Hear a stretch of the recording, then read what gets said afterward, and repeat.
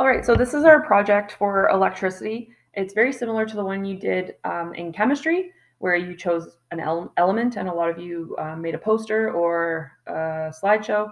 In this, I don't, because remember in the chemistry one, I told you guys I didn't want you to do slideshow, but we're online. So if you would like to do a slideshow, you can. You can also do a Google poster or you can do a Canva poster. You can present this however you want. So the purpose of this project is you're going to be researching two different kinds of energy. So one needs to be a renewable energy source and one needs to be a non-renewable energy source. And I've uploaded some videos to the assignment page for you to watch to kind of learn what the difference is between the two. And then you have the freedom to choose how you'd like to present your information. The only thing I'm going to ask is if you choose to make a slideshow, just don't make a boring slideshow. There's got to be animations and transitions in it because when I go to market, I'm going to press present. So I just don't want like a white background with all font. It needs to be creativity. There needs to be creativity in it. So I've given you a checklist here, very similar to the one we did in chemistry. So let's go down here. So you're going to choose one renewable energy resource. So that could be anything like hydro, solar, geothermal, wind, any biomass or tidal. Pick one that's interesting to you. Pick one that you might have heard about before, or maybe one that you haven't heard about before, something that you maybe do a preliminary research and find interesting. And then you're going to choose one non renewable energy resource.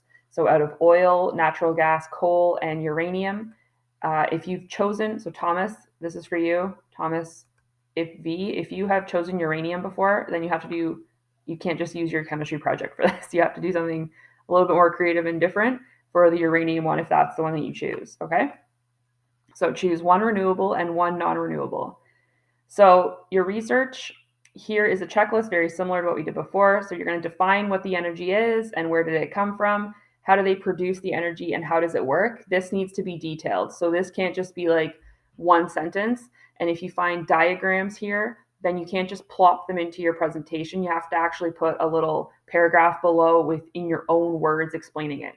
So how do they produce energy is the big one. This is one I always like to say, like, pretend you're talking to an idiot on the street and they're saying, well, how does hydro even work? You want to be able to break it down in your own words so that you can explain it to them and they'll understand it. So that's the challenging part there. And then you're going to do some pros and cons of each. What are the benefits and what are the drawbacks? And then these are some pros and con categories. So what's the environmental impact? Have there been any catastrophes with this? And there have been for many of them. Have there been any oil spills? There's been huge ones, any nuclear meltdowns, like all those things. What are the costs involved?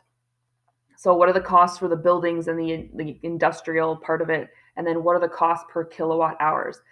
This could be, you can talk to your parents. If you're choosing something like hydro, you can ask them what their hydro cost per kilowatt is on their hydro bill, or you can easily do a Google and find that. The one thing I'm going to want you guys to do is keep this information as Canadian as possible. So it's easy to just type into Google hydro cost. I don't want the cost of hydro in the States. I want the cost of what it costs in Canada, particularly, and if you can even be more specific, in Ontario. And then how many years can we use this non-renewable resource? How much is left? So for oil, natural gas, coal, do some research to figure out that. There's tons of stuff going on. This debate section, there's going to be so much, especially for your non-renewable. There's so many debates going on about all of them. So you'll be able to find lots of information. And then you're just going to have to sift through it. So you must also discuss a catastrophe associated with one of your energy sources. It's probably going to be non-renewable, but you never know. There could have been a catastrophe related to any of your renewable energy. So whichever one you find, you need to include pictures and details of the catastrophe. How did it affect the environment and people around them? And then that's pretty much it for the research.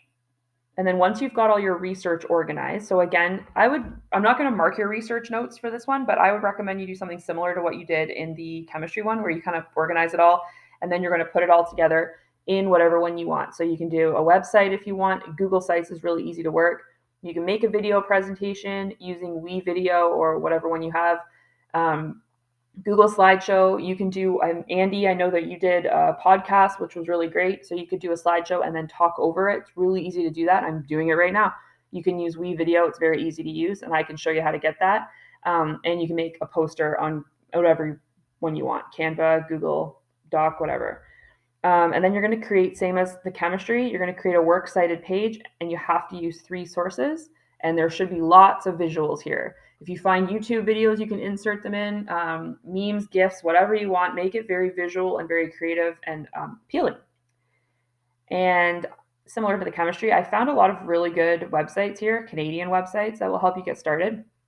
So here's 3. And then what I've also done is scanned and posted your textbook page. They are in the assignment as well. And I'm going to show you in a second. So this is the rubric. Please make sure you're reading the level 4. That's the highest mark. So you want to make sure that you've got enough. So for example, pros and cons, if that's out of 10 marks, then you need to be giving me a lot of detail. You can't just give me 3 things and expect to get 10 marks from that. So you want to make sure that you're putting a lot of detail into this. Description of your catastrophe, description of how it works, and then is it original? Meaning, like, did you just slap this onto a really boring slideshow? Are you using graphics appropriately? Spelling, grammar, have you proofread it? So all of that. And so that's pretty straightforward. And you have 1 week to do it. So I'm giving it to you today, Friday. The goal is that today I want you to pick your topics and get some preliminary research done and kind of figure out how you want to present it. And then you're going to have pretty much a work period, kind of like chemistry, every day next week, and it's due on Friday. So there'll be some sort of half of a work period for you guys to work on this every day next week, leading up to the due date on Friday. And so this is where it is, Friday, January 7th, and it's got the green check mark. I'm just going to leave it in here so you can come back and work at it. I recommend you watch these 3 videos here. You're going to get some information from them for your project. And then this is the scanned textbook pages that will help you guys with your preliminary research. And the scanned textbook pages are actually bolded and really easy to understand for the different renewable and non-renewable. So it's got hydro there. It's got pictures of it, so you can even screen capture the pictures if you wanted to describe it. But you could also find them elsewhere. I encourage you to do that. Look, pros and cons. So the textbook has really good information as well. And let me know if you need any help.